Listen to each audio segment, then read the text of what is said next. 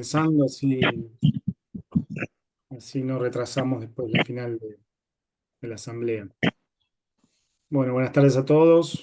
Vamos a dar comienzo con la última jornada científica de la POT del año. En esta ocasión vamos a buscar los temas de tobillo y pie y contamos con dos miembros de la unidad de pierna, tobillo y pie del Hospital San Martín, ambos miembros certificados de la Asociación Argentina de Traumatología. Bueno, en este caso le vamos a dar paso a Alejandro Rosa, que nos va a hablar de las fracturas de pilón tibial y cómo, digamos, cómo las aborda. ¿Sí? Ale, gracias por tu tiempo y te damos pantalla para que puedas exponer. Perfecto, Roger. Ahí comparto pantalla.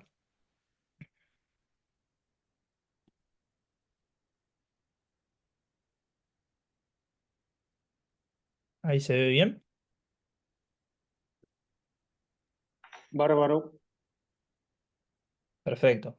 Bien, Bueno, yo soy Alejandro Rosa, traumatólogo del Hospital San Martín, y la idea es presentarle una clase sobre fracturas de pilón tibial y las estrategias para su tratamiento. A modo introductorio, sabemos que a lo largo de los años y en la literatura se describen distintas clasificaciones anatómicas por diferentes reparos que nos van a dar diferentes descripciones de desde dónde hasta dónde llega la fractura de pilón tibial. A modo general, podemos decir que las fracturas de pilón tibial son aquellas que comprometen la epífisis distal de la tibia, afectando la superficie articular de carga, generalmente con una fuerza de carga axial, vinculados a traumatismos de alta energía y con algún grado de hundimiento articular. Son fracturas frecuentes, entre el 1 al 10% de las fracturas del miembro inferior, 5 a 7% de las fracturas de tibia, y generalmente se dan en el sexo masculino entre los 25 y 50 años aproximadamente. Se producen por diferentes mecanismos de lesión, siendo lo más frecuente la compresión axial, pero también pueden estar vinculadas a torsión o mecanismos combinados como puede ser en el deporte de esquí. Pero generalmente responden a traumatismos de moderada a alta energía. Esto es lo que le da cierta complejidad, porque a la hora de resolver estas fracturas, nosotros no solo nos tenemos que centrar en el hueso, sino en el estuche de partes blandas que lo rodea, que suele estar muy traumatizado. Y consecuente a esto, tiene una alta incidencia de complicaciones. Generalmente, el 30 al 40% de los pacientes tiene un reintegro laboral recién a los 2 años, y la gran mayoría quedan con secuelas permanentes. En el examen clínico es fundamental que analicemos correctamente los pulsos y los tegumentos, que sepamos de las enfermedades asociadas como la diabetes o la enfermedad vascular periférica. Es fundamental que controlemos metabólicamente a nuestros pacientes, ya que hemoglobinas glicosiladas mayores a 7 tienen mayor índice de infecciones. Conocer sus hábitos como el tabaco y el alcohol. Ya está de más sabido que los pacientes fumadores tienen peor cicatrización de las heridas y generalmente es una fractura que necesitamos trabajar por más de un abordaje. Y la personalidad de la fractura. Es fundamental que el paciente comprenda la gravedad de su lesión y que sea capaz de comprender las indicaciones postoperatorias para tener un buen resultado. En cuanto a las clasificaciones, hay muchísimas, desde el 79 con Rudy Gower, que se describieron los 4 principios y se empezó a hablar de una clasificación. Actualmente la clasificación de la O es muy útil y fueron surgiendo distintas clasificaciones con el correr del tiempo, que dividieron el pilón tibial en columnas. Particularmente esta es interesante porque describe una columna anterior, una columna posterior, una medial y una lateral, incluyendo al peroné. Entonces, si nosotros entendemos esta situación topográfica, sabemos qué es lo que vamos a tener que ir, restituir y solidarizar. En cuanto a las radiografías, es fundamental contar con el par radiográfico clásico, tanto de tobillo como de pierna, y tener las radiografías pre y post-tutor. Y luego de esto, solicitarle una tomografía. Es fundamental que la tomografía la hagamos luego de la fijación externa. Si volvemos al caso clínico, vemos una fractura de pilón tibial con el astrágalo impactado, con los fragmentos que no son fáciles de reconocer. Sí sabemos que tiene cierto compromiso articular y una extensión diafisaria, pero luego de la fijación con el tutor externo y una correcta distracción, se logran identificar mucho mejor los fragmentos y eso nos facilita a la hora de abordar estas fracturas. Por ende, el tratamiento va a ser en etapas y la primera etapa consiste en colocar el fijador externo. Como dije anteriormente, estas fracturas tenemos que pensarlas en tanto en la parte ósea como en las partes blandas. Y colocar el fijador externo es fundamental porque suelen ser traumatismos de alta energía y la evolución sin el fijador no es la mejor. El fijador externo nos va a minimizar la movilidad de los fragmentos. Si podemos, debemos colocar un marco delta porque nos aporta mayor estabilidad y nos facilita la distracción y la corrección del eje. Siempre tratar de planificarlo lejos de la osteosíntesis definitiva. Si podemos, coloquemos un yan en el medio pie, porque eso nos va a disminuir la contractura en equino. Por ende, tenemos que tener un pie plantígrado final. Fíjense este caso, este es un paciente que había tenido una fractura de pilón tibial, que ingresa a la guardia, el mismo día se coloca un tutor externo y aún así las partes blandas se evolucionaron mal, ¿sí? La escoriación que vemos en la primera imagen evolucionó de una manera tórpida en la tercera. Esto es inevitable, esto es secundario a la alta energía. A veces haciendo las cosas bien podemos tener este tipo de complicación, entonces es fundamental que lo hagamos inmediatamente y que tengamos documentado el caso correctamente. En cuanto a la fijación del peroné en la guardia o no, esto es un poquito más controvertido. Hay artículos que van a avalar la fijación del peroné en el momento inicial porque aumenta la estabilidad del tutor externo y nos va a disminuir el tiempo quirúrgico en la cirugía definitiva. La realidad es que nosotros no lo recomendamos por varios motivos. Uno es que generalmente el traumatólogo que se encuentra de guardia no es el que va a realizar la cirugía definitiva en un segundo tiempo. Por otro lado, si nosotros no logramos la reducción adecuada, esa reducción nos va a afectar la reducción de la tibia y va a influir en futuros abordajes que queramos hacer. Por ende, en la emergencia lo recomendado es colocar solamente el fijador externo. Ya con eso es muchísimo. La pregunta que nos tenemos que hacer ahora es ¿en qué momento lo vamos a transformar a la cirugía definitiva? Bueno, esto está más que estudiado, sabemos que entre las 6 horas y los 6 días hay una brecha proinflamatoria altísima y no es recomendado hacerlo. Para los que trabajamos en el contexto público, realizar la cirugía definitiva antes de las 6 horas es bastante complejo, entonces generalmente se recomienda realizarlo después de la primera semana, siempre y cuando la evolución de las partes blandas sean buenas.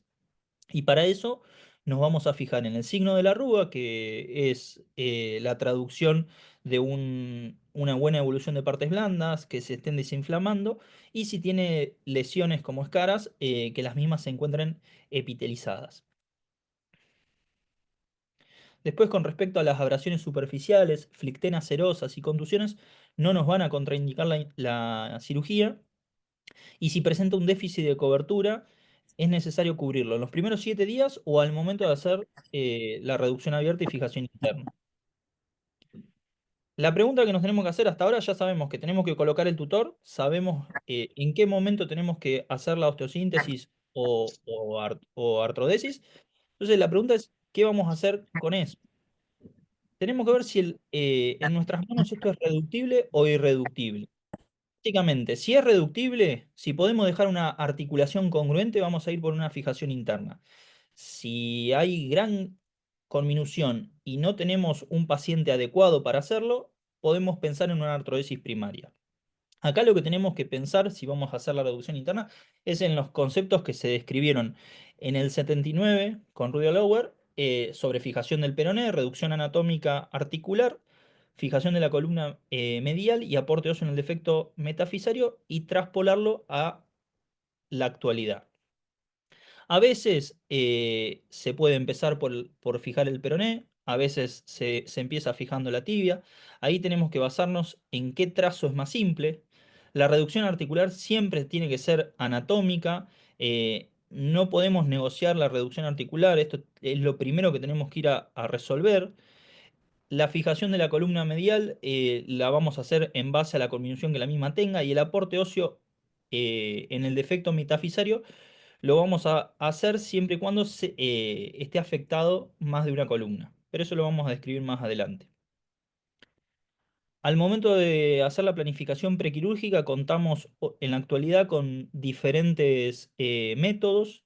Hay técnicas digitales que nos permiten cargar la radiografía, hacer las mediciones desde la computadora y eso nos aporta un montón, pero si no lo podemos hacer así, no está para nada mal que calquemos la radiografía y hagamos la clásica planificación con un papel.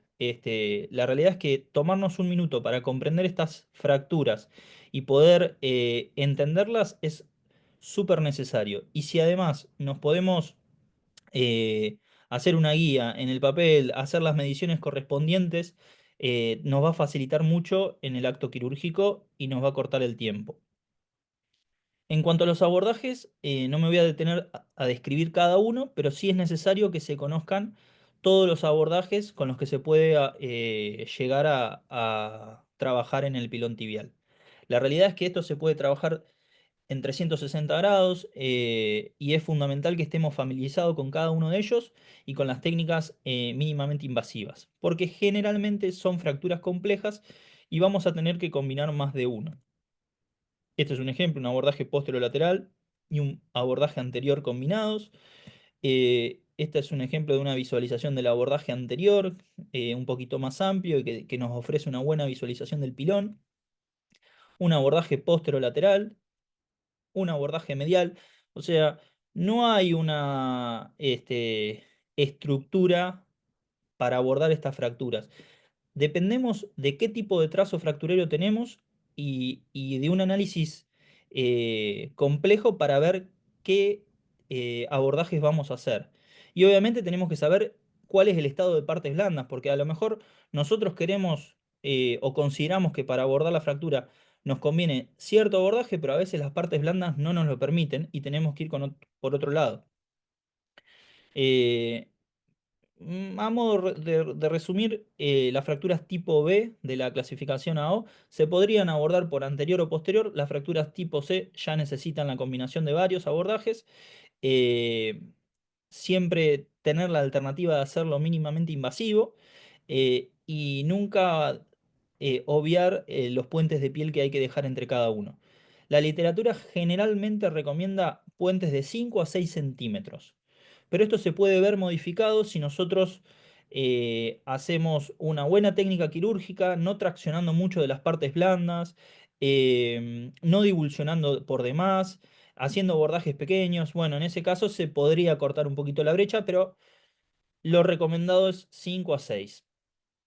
En cuanto a los implantes, hay infinidad de implantes en la actualidad. Tenemos placas anteriores, placas anterolaterales, mediales, laterales y posteriores.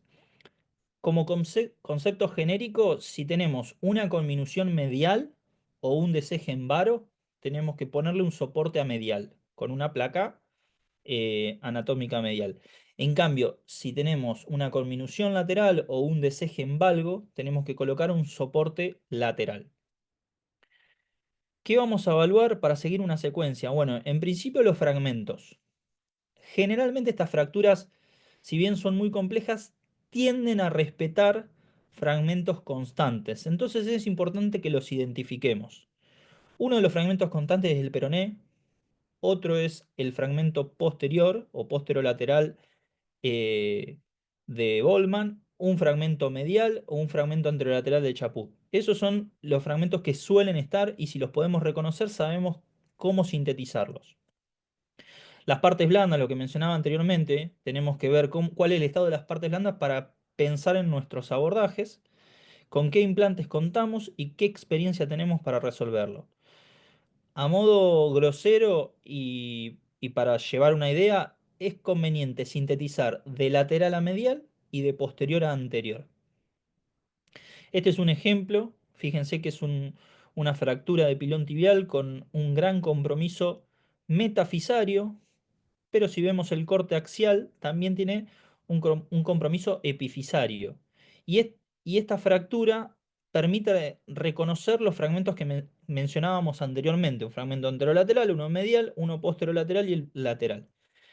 Entonces, elegimos sintetizar la de posterior anterior, fuimos con un abordaje posterolateral a reducir ese fragmento de Boltzmann, colocamos una placa con esta imagen, ya solidarizamos el fragmento posterior a la metáfisis y luego, mediante un abordaje anterior, fuimos a hacer la reducción. Abrimos como en hoja de libro ese fragmento anterolateral, reducimos el espacio central y luego solidarizamos con una placa anterolateral bastante larga la diáfisis tibial. Y en este caso tuvimos buenos resultados. A diferencia de lo que se planteaba en las primeras instancias para trabajar estas fracturas, en este caso no empezamos por el peroné, en este caso empezamos reduciendo la superficie articular y después nos fuimos al peroné, que era la fractura más compleja. Con respecto al defecto óseo, si hay compromiso de dos columnas o más, probablemente haya que utilizar injerto. Y acá podemos usar injerto autólogo del paciente o no, es indistinto. Sí tenemos que prestar atención si hay algún antecedente de fractura expuesta o una grave lesión de partes blandas, porque esto nos puede llegar a cambiar la indicación. En este caso, a lo mejor es preferible tomarse un tiempo más y colocar en primera instancia cemento y antibiótico y en un segundo tiempo realizarle el injerto. Este es un ejemplo de un caso clínico con una fractura de pilón tibial em, que en la tomografía se observa un gran hundimiento anterolateral. Este es un caso que se resolvió en el año 2016, donde por ahí uno no estaba tan familiarizado con los abordajes posteriores. Se eligió realizar un abordaje anterior bastante amplio. eh, Se rebatió esa ventana anterolateral y se fue a reducir el fragmento central que estaba hundido. En la zona de defecto metafisario se colocó injerto y luego se cerró la ventana anterolateral y se la fijó con una placa anatómica anterior. Estos son los resultados que se obtuvieron con una buena reducción articular en la tomografía. Después este es otro caso, este es un poquito más actual, donde si vemos la radiografía, observamos que el principal compromiso que tenemos que ir a trabajar es la gran conminución metafisaria que presenta la fractura. Pero si vamos a la tomo, encontramos que tiene algunos trazos articulares que si bien no tienen gran desplazamiento, hay que ir a reducir y dejar congruentes. Entonces se lo trabajó mediante un abordaje anterior. Acá el uso de las clavijas es fundamental, sobre todo cuando hay grandes conminuciones. Es conveniente enclavijar, tratar de reducir esos fragmentos. eh, Te ahorra tiempo, te ahorra abordajes. Y luego se fijó con una placa en L. En este caso, el abordaje no fue tan amplio porque se utilizaron dos ventanas. La idea era puentear la conminución metafisaria. Y como tenía conminución medial, se deslizó también una placa medial de soporte. Y luego se hizo el peroné en una segunda instancia. Estos son los resultados tomográficos, también con buena reducción articular. Este es otro caso, nuevamente tiene gran compromiso anterolateral, tiene un hundimiento central y tiene un fragmento posterior que por ahí en este corte tomográfico no se aprecia. Entonces tenemos un hundimiento central, un fragmento anterolateral, un fragmento posterolateral. Este es un caso que se decidió abordar mediante un abordaje posterior y un abordaje anterior. Por el anterior se llegó a la conminución, se descendió, se fijó en los dos casos y se logró una excelente reducción articular. Este es otro caso, un poquito más actual. Este es de este año. Es un paciente que ingresa al hospital con esta fractura. En la guardia se coloca el tutor externo. con una buena reducción, manteniendo la distracción de los fragmentos para que por ligamentotaxis esto se reduzca. La realidad es que hacer este trabajo a conciencia y en la guardia y con una buena alineación, muchas veces, como es el caso, es el tratamiento definitivo. Obviamente no era el objetivo dejar este paciente que cure, que cicatrice por tutor, sino que fue la situación que se nos presentó porque el material nunca llegó. Pero bueno, la reducción es muy buena. Y este es otro caso también para mostrar, de este año también, con una fractura luxación, con un gran hundimiento central, que se logró una buena distracción con el tutor externo, se colocó y se puso en eje al miembro. Tenía el antecedente una fractura expuesta, una mujer añosa, con esta tomografía. La verdad que es un caso bastante complejo porque tiene la herida de exposición a medial, tuvo el antecedente de la luxación, es una mujer grande. Entonces, en este caso, se decidió realizar una artrodesis primaria.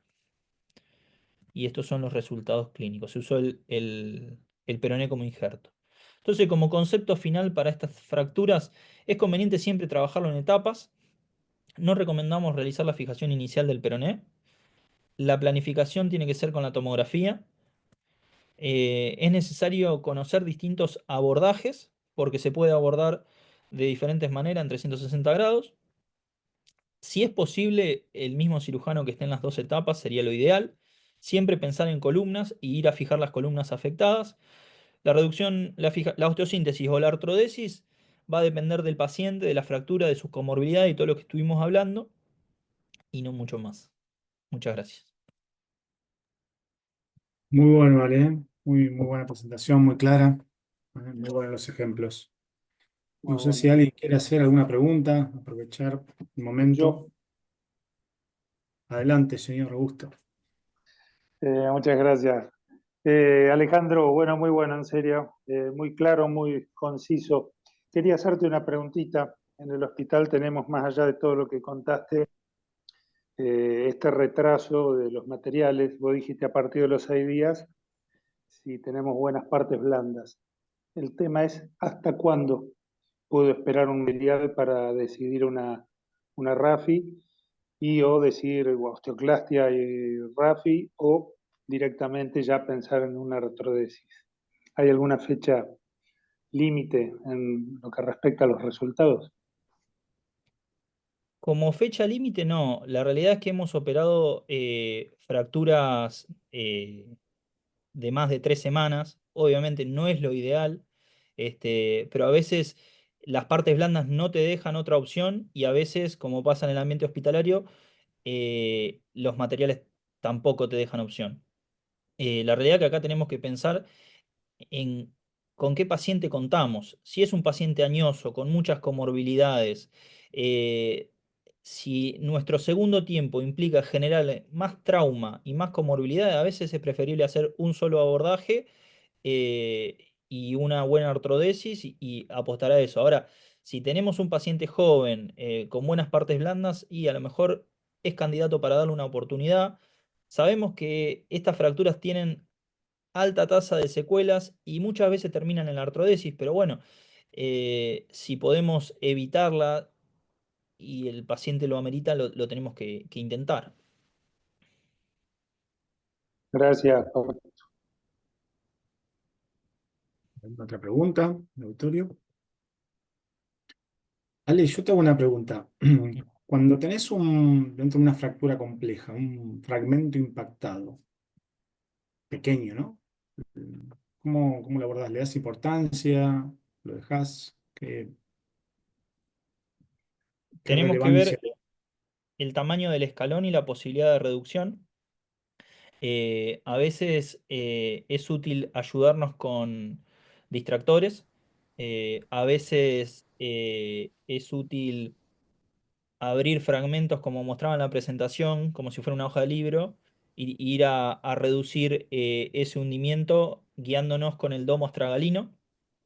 Eh, a veces, si el fragmento es muy chiquitito, se saca, y si no, se fija con clavijas y se intenta la reducción. Genial, perfecto. Bueno, si no hay más preguntas, continuamos. Yo quiero hacer una. Perdón. Bueno, Luisito, adelante. Eh, Quería preguntarle, cuando él habló de que la secuela de esta fractura era el reintegro laboral a los 2 años, ¿a qué se debe el tiempo transcurrido que donde vos tenés, no sé, secuelas de esto? ¿Qué es lo que pasa? ¿Se puede reintegrar antes? ¿No tenés un motivo por el cual se puede hacer una rehabilitación más temprana? ¿No?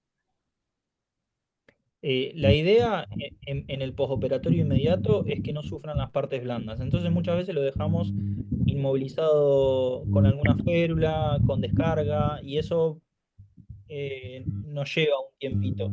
La rehabilitación no la empieza enseguida, a veces, obviamente depende, ¿no? Pero eh, a veces es conveniente darle más de 2 semanas al retiro de los puntos, eh, y son fracturas que suelen hacer artrosis postraumática bastante graves. Eh, la tasa de éxito, aún haciendo las cosas bien, no siempre es la mejor. Yo creo que a eso apunta el tema de la reinserción laboral, en las secuelas que esta fractura trae. Bien. Ale, acá tengo una pregunta del auditorio, ¿sí? De Martínez Matías. Eh, Pasada la primera etapa, al momento de la RAFI, la fijación del peroné antes que la fijación articular, ¿la planificás caso a caso? Sí, el peroné nos va a servir de guía para ganar la longitud. Si tenemos un trazo simple en el peroné, es nuestro reparo para saber cuál es la longitud real a la que tenemos que llegar. Pero si el peroné está con minuto, lo dejamos para un segundo tiempo y empezamos por la reducción articular. La realidad es que independientemente si empezamos por el peroné o empezamos por la tibia, la reducción articular no se tiene que negociar. Clarísimo. Perfecto.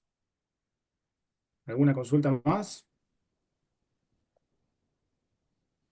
Bien. Bueno, muy bueno, Ale. Gracias. Espectacular. Gracias. Bien, vamos a dar paso a la segunda charla de hoy, que la va a dar el doctor Diego Paleo, también miembro de nuestra unidad de pierna, tobillo y pie del Hospital San Martín. En este caso, bueno, voy a compartir yo, estamos con algunos inconvenientes técnicos, pero vamos a darle paso a Diego. Diego, ¿estás por ahí? Bueno, sí, ¿se me escucha? Hola, hola. Perfecto. Bien. A ver si por Disculpa a ahí todos, tengo problemas técnicos severos, así que Roger me va a ayudar desde ahí. ahí me ven. No todavía. Yo todo bien. Ahí va. ¿Sí? Bien. La presentación. Bueno, a mí me toca hablar de la deformidad colapsante progresiva del pie y el enfoque actual, ¿sí? Esta patología normalmente se conocía como el pie plano adquirido del adulto.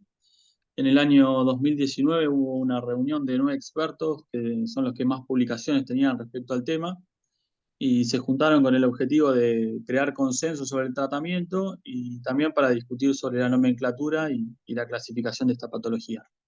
Respecto a la nomenclatura, decidieron llamarla deformidad colapsante progresiva del pie, es la traducción que debería usarse en castellano, según el consenso realizado. Y ellos lo que deciden es sacar la palabra pie plano y cambiarla por colapsante para diferenciar a aquellos pacientes que tienen arco plantar plano y que son asintomáticos. Después deciden retirar la palabra adulto para poder incluir pacientes jóvenes sin antecedentes de deformidades congénitas y hacen mención a una evolución progresiva de la deformidad. Respecto a la definición de esta patología, podemos decir que es un desequilibrio estático del pie, secundario a una mala alineación de la articulación arterial calcáneo, que presenta un aplanamiento del arco longitudinal interno y con debilidad de los tejidos blandos mediales del tobillo y pie. Todo esto lleva a diferentes deformidades, tanto en retropié como medio pie y antepié, en los 3 planos, que incluso pueden terminar afectando la articulación del tobillo. Bien. Respecto a la fisiopatogenia, como dijimos, hay una debilidad de los tejidos mediales, en donde principalmente se afecta el tendón tibial posterior y el ligamento de Spring o el ligamento de hamaca, por lo que van a predominar las fuerzas laterales del peroné lateral corto y el complejo gemelo sóleo-Aquiles, favoreciendo la desviación del valgo del retropié y la abducción del medio pie. Respecto a la epidemiología, podemos decir que es una enfermedad que tiene comienzo progresivo, sintomático y generalmente es unilateral. Se da con una frecuencia de mujeres de 3 a 1 de edad media y presentan un dolor e inflamación en el arco longitudinal medial del pie, con irradiación hacia la parte media de la pierna. Como factores predisponentes podemos mencionar la obesidad, la diabetes, la hipertensión y la artritis reumatoidea. En cuanto a lo que es el examen físico, debemos observar lo que es el retropié. Generalmente va a aparecer un valgo del retropié. Vamos a encontrar un aplanamiento del arco longitudinal interno.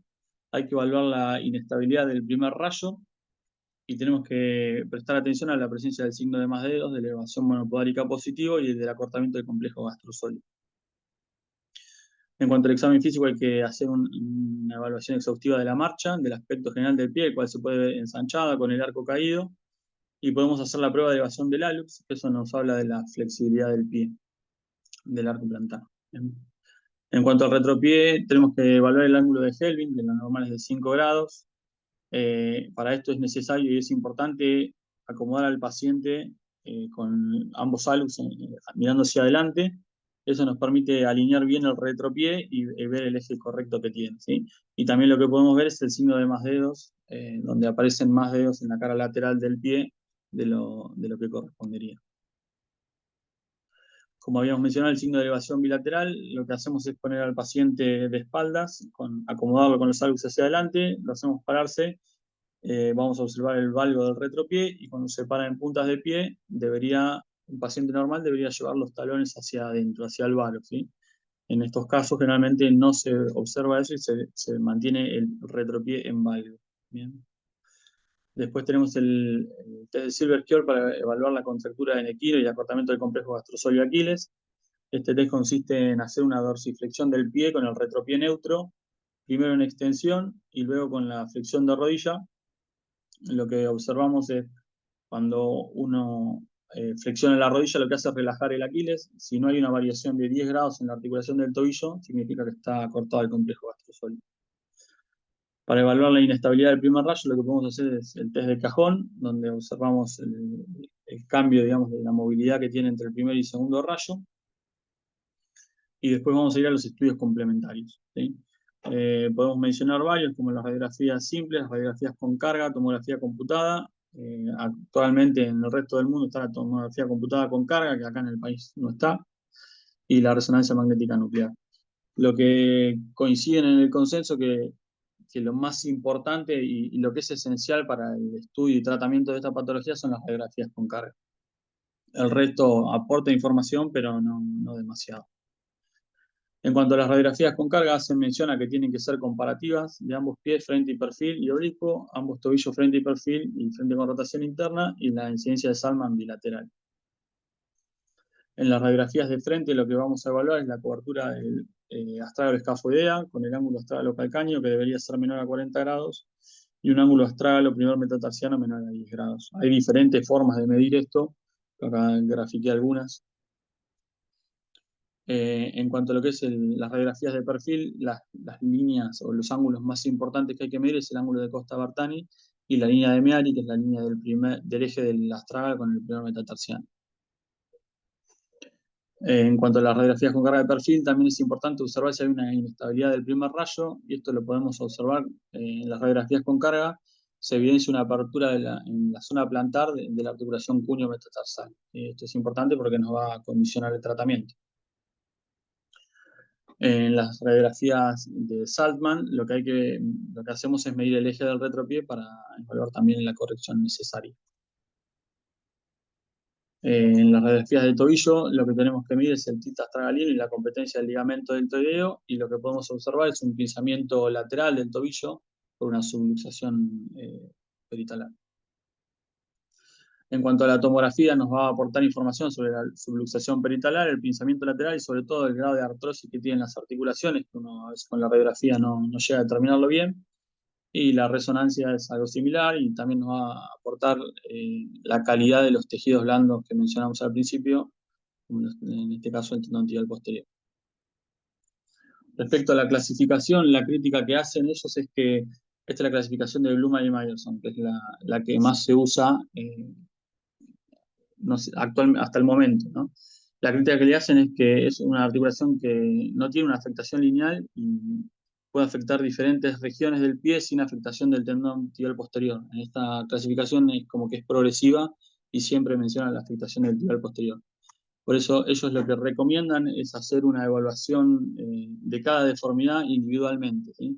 Entonces propone una clasificación que lo divide en dos estadios, que es un estadio 1 que es flexible y un estadio 2 que es rígido. Y después mencionan 5 localizaciones de la deformidad, ¿sí? La tipo A es el retropié, que es en valgo. La tipo B es una abducción del antepié y retropié. La tipo C habla del varo e inestabilidad de la columna medial. La tipo D es una subluxación o luxación periastragalina, y la tipo E ya habla de la afectación de la articulación del tobillo. En cuanto al tratamiento, lo podemos dividir como conservador o quirúrgico. El tratamiento conservador consiste en analgesia, crioterapia, inmovilización, plantillas y kinesiología.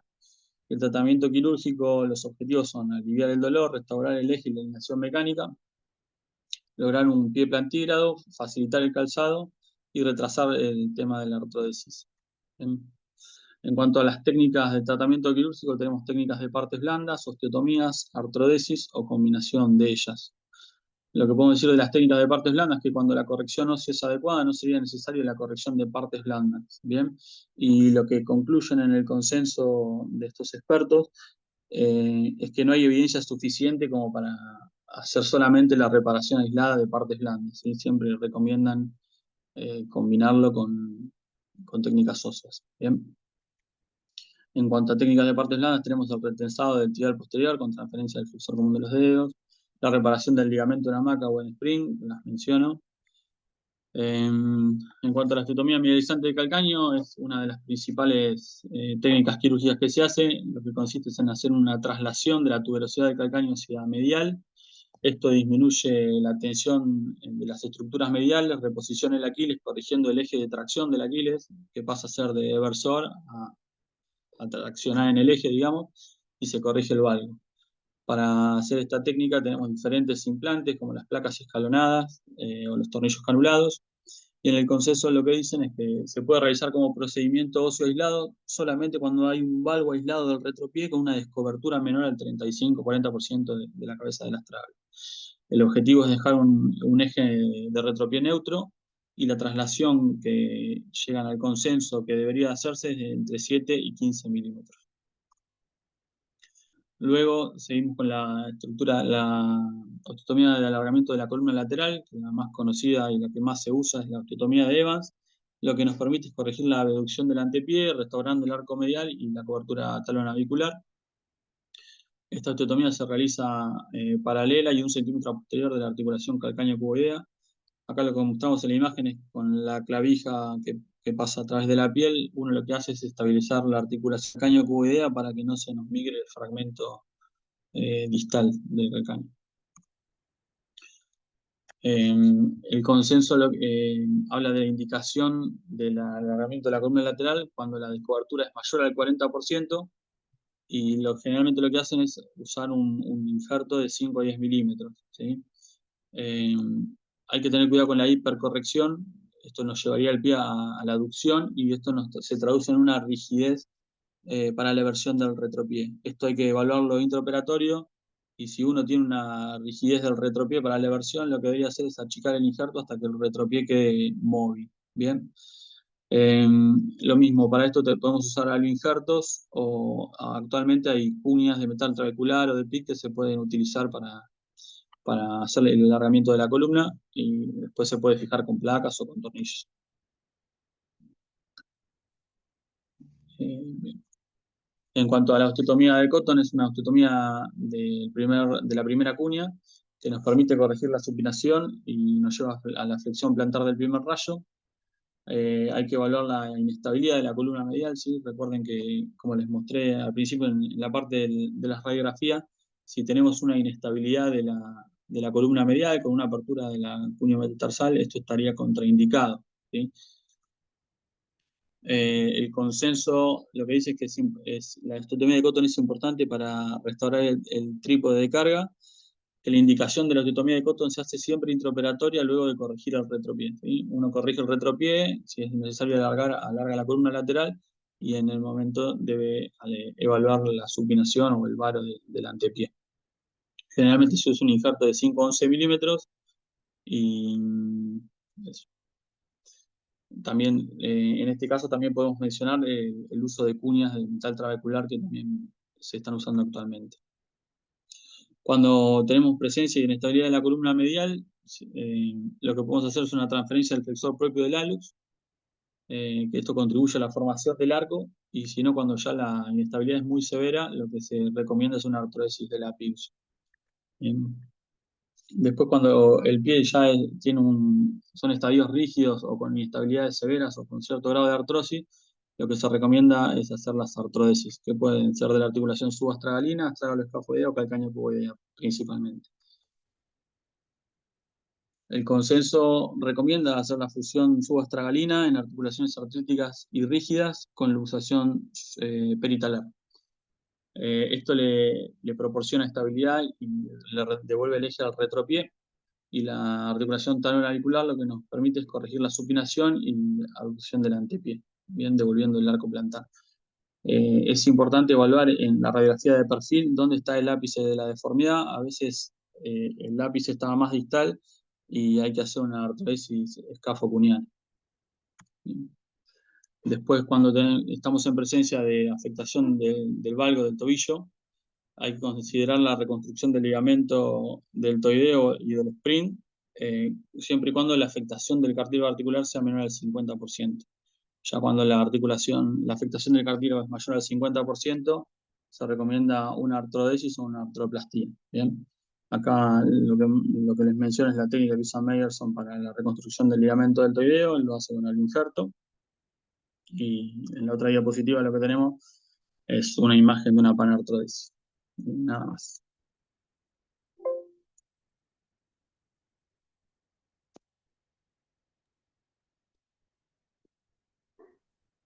Muy bueno, Dieguito.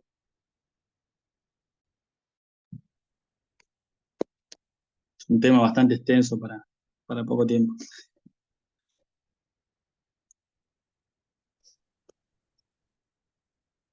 Se cortó. Diego, ¿está con nosotros? Sí, estoy de acá. ¿Y me escuchan? Ah, Hola, hola. perfecto. Bien. Che, Dieguito, Acá una estoy. pregunta puedo hacer Sí, al auditorio.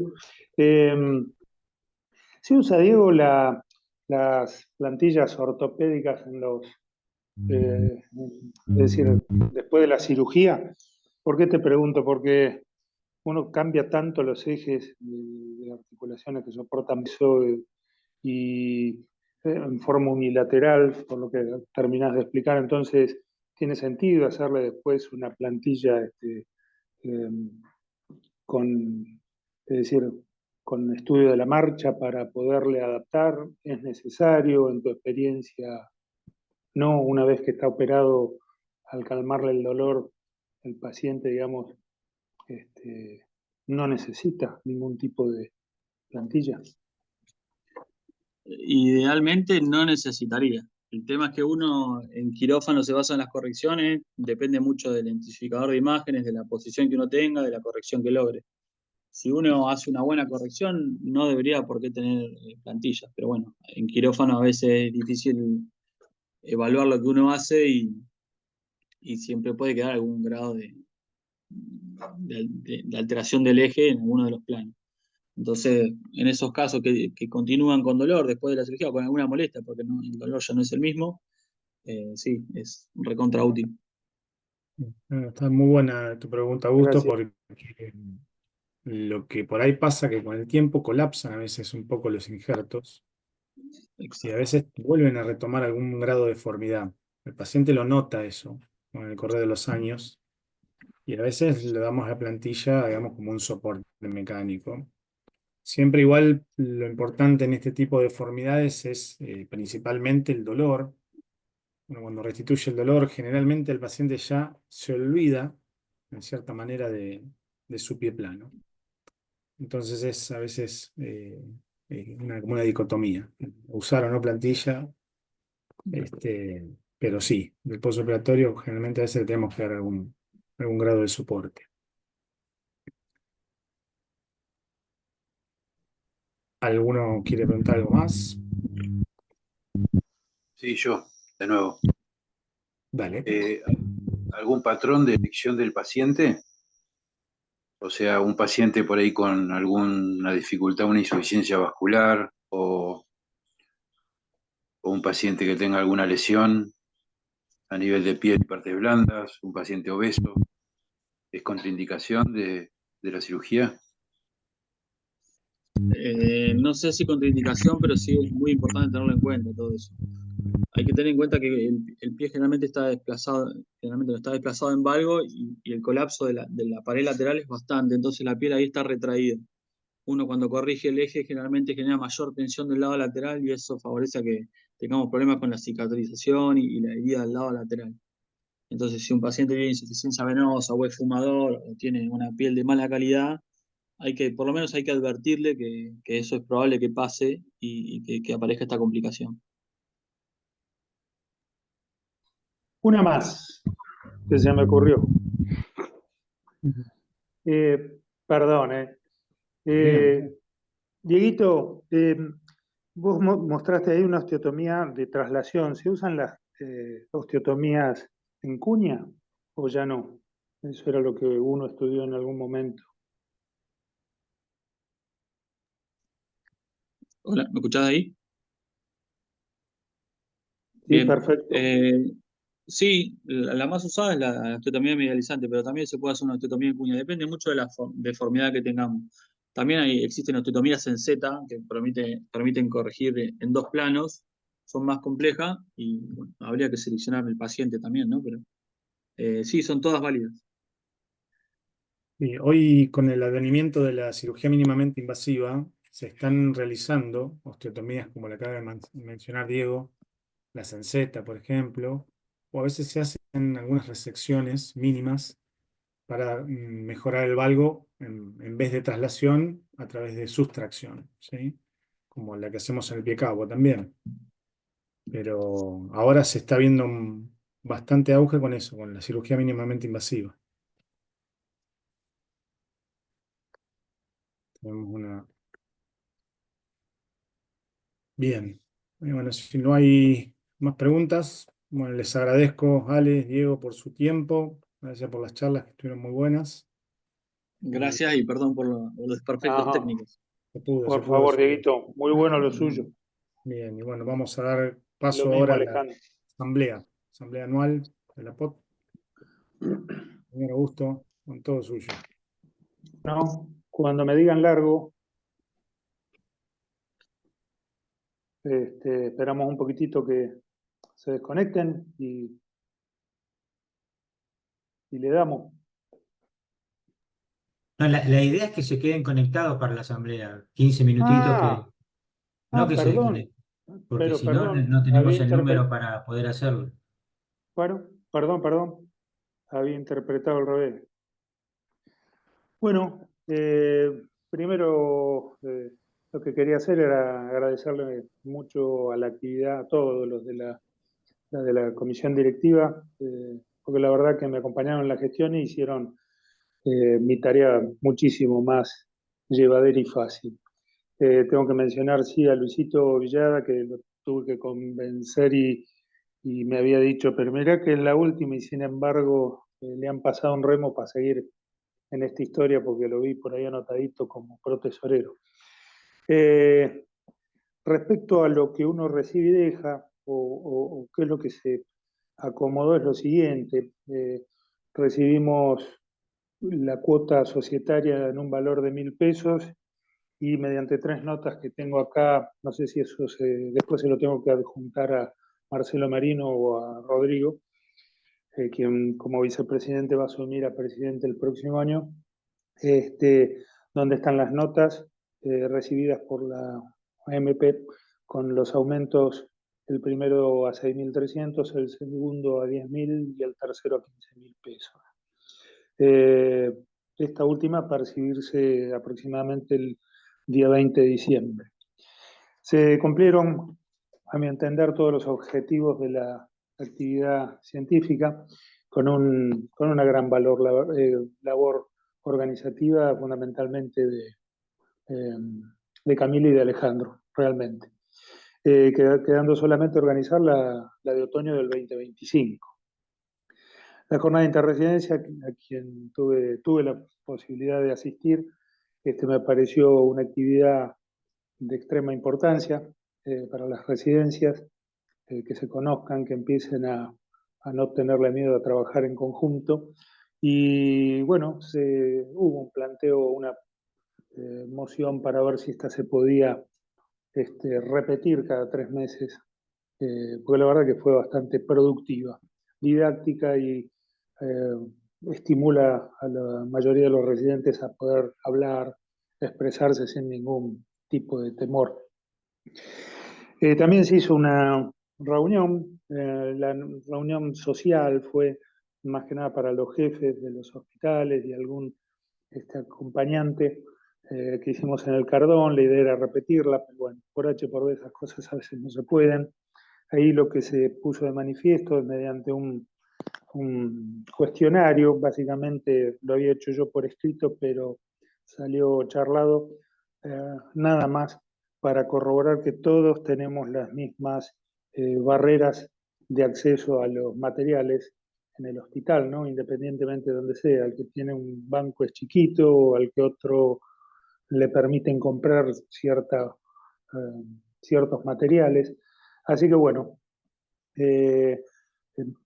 se podría haber hecho una más para ver, qué sé yo, al inicio y una al final de la gestión, pero bueno, salió medio así. Se intentaron reuniones mensuales por nota, contestadas también por nota con la agremiación. No tuvimos muchas respuestas. La idea de esas notas era tratar temas como los reempadronamientos o altas y, bueno, los valores de los horarios por prácticas. Me parecían importantes. En la nota que hicimos, que también la tenemos con Cami por ahí, contestaron que sí, que lo iban a hacer, que no tenían problema y jamás nos volvieron realmente a contactar. Nos contestaron, pero no nos contactaron. Así que bueno, estamos en eso, que yo creo que fue por ahí no un puntapié inicial, porque esto hace rato que se trata de implementar, pero no hay, me parece, buena predisposición de nuestra agremiación. Así que bueno, yo no tengo más nada que decir, agradecerles nuevamente. La verdad que es algo que parece una muy buena experiencia. Y bueno, dejarle todo al futuro presidente, Rodrigo Rollero, que por allá hace un año me secundó, también medio arrastrado, pero creo que hoy en día estoy entusiasmado para seguir la labor como presidente. Y allí estaremos desde algún puesto de voz para lo que necesiten. Muchísimas gracias a todos. Gracias, Augusto. Bueno, básicamente agradecerte que me hayas hecho parte de tu comisión. La verdad que fue un placer y un aprendizaje también, porque una cosa es formar parte de una comisión desde otro abordaje y sabiendo que después tenés que estar al frente, es distinto. Es otra visión, otra cabeza y otra presión. Es cierto un poco, digamos que está cada vez más dificultosa la participación en la sociedad, que es lo que creo que un poco el eje que tenemos que cambiar, empezar a ser más participativa de algún modo, más atrayente. Eso es labor nuestra, no de nadie más. Así que bueno, esperaremos a ver si podemos seducir un poco a los jóvenes, intentar seguir insistiendo en parte lo que empezaste vos, de seguir en contacto con la agremiación también, que somos parte necesaria nosotros para la labor traumatológica. O sea, y hoy no teniendo ningún representante de la agremiación, me parece que nosotros tenemos que tomar otro peso. Así que bueno, eso ya se estuvo charlando, se está avanzando, así que esperemos tener un poquito más de suerte esta vez y que entiendan la importancia de convocarnos, ¿no? Así que bueno, nada, después hemos conformado una nueva comisión en donde tenemos el agrado de que Santiago Lafalce nos acompañe como vicepresidente, quien va a continuar la labor luego en el 2026. Bueno, muchos de los que están en esta comisión también han quedado, así que lo bueno es que ya conocen un poco la dinámica. Creo que tenemos ahí un flyer donde se presenta la nueva comisión. Eh, Después, bueno, vamos a informarla.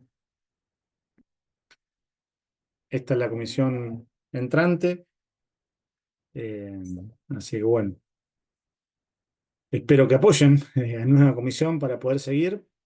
Y bueno, no queda más que después darle paso a Luisito también, si quiere dar el informe contable de todo esto, para dar después el fin de la asamblea. Bueno, si querés, bueno, agradezco a Augusto las palabras de él y bueno, y que me hayan aceptado en la nueva comisión. Eh, lo que quería decirles es que tuvimos un año bastante difícil con respecto a lo contable. Fue un año de una transición de mucha inflación remanente, donde pudimos sortearla con una cuota muy baja, después se volvió a aumentar y ahora estamos tratando de solucionar algunos aspectos con respecto a que esté un poco más estable la POT. El año anterior, desde agosto, tuvimos un déficit a nivel de AFIP que gracias al maestro y mago contador que tenemos en la sociedad lo pudo capitalizar con diferentes cuotas a nivel de AFIP y con eso estuvimos al día hoy a nivel de agosto del 2024, o sea que no hay ningún déficit de AFIP, que es importantísimo, y con un superávit que es muy bajo, es de 329.794,12. Estamos al día con los aportes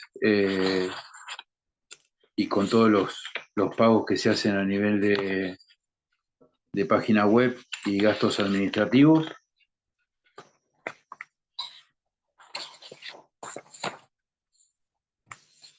Tuvimos una auditoría contable que fue positiva y una auditoría por parte del Comité de Revisión de Cuentas que también fue positiva. Así que no mucho más. Los gastos son bastante importantes en la POT. Son gastos de 14.478.000 pesos anuales. Así que dentro de sueldos, jornales, sumas no remunerativas, cargas sociales, seguros de RT, seguros de vida, honorarios profesionales, tasas e impuestos, diseños de programación por página web, gastos varios de administración, cursos y reuniones, certificaciones y gastos bancarios. que se nos bajó muchísimo lo que era la anterior etapa del 2023, que teníamos una cuenta bancaria con un superávit y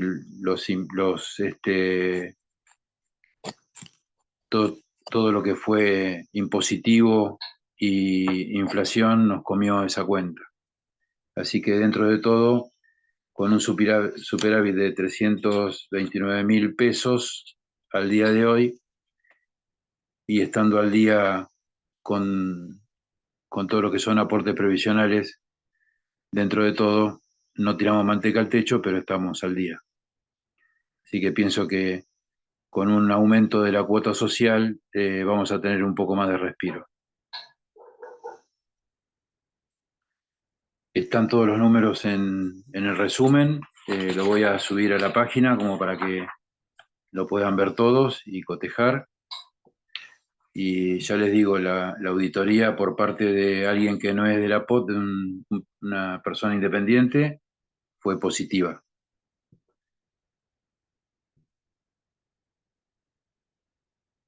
Bueno, agradezco a todo este año y bueno, a seguir trabajando.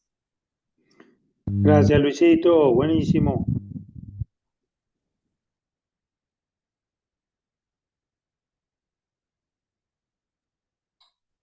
No, habría que hacer la votación.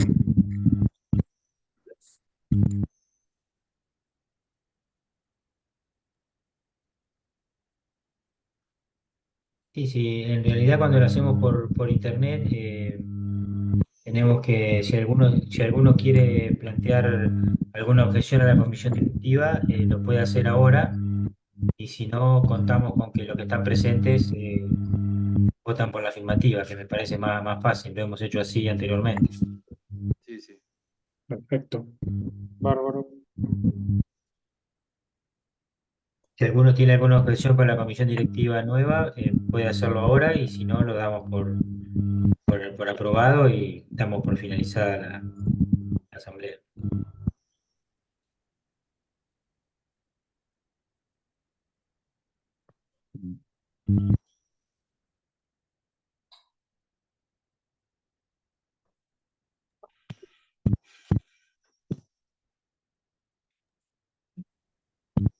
Bueno, creo que estamos bien, hemos cumplido con los requisitos y los presentes son suficientes, así que si nadie quiere decir más nada, podemos dar por terminado. Augusto, no sé qué te parece, Rodrigo. Y bueno, nos juntaremos para organizar lo de la jornada de otoño. La jornada de otoño, exactamente. No, nada más. Yo por mí no tengo nada más que decir que palabras de agradecimiento. Lo mismo, vale. Lo mismo, también agradecer a los formadores de esta comisión, ¿sí? Que van a acompañar a la que viene, que va a ser una tarea importante para, como te digo, tratar de seguir seduciendo a la gente a formar parte de la POP. Gracias a todos los que estuvieron presentes hoy también por la jornada. Y bueno, a trabajar para lo que viene, que es la jornada de otoño, que va a estar muy buena.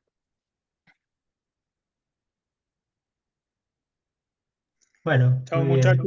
Buenas noches. Buenas Buen noches. descanso. Buenas noches. Chao, Dieguito. Chao, Luisito.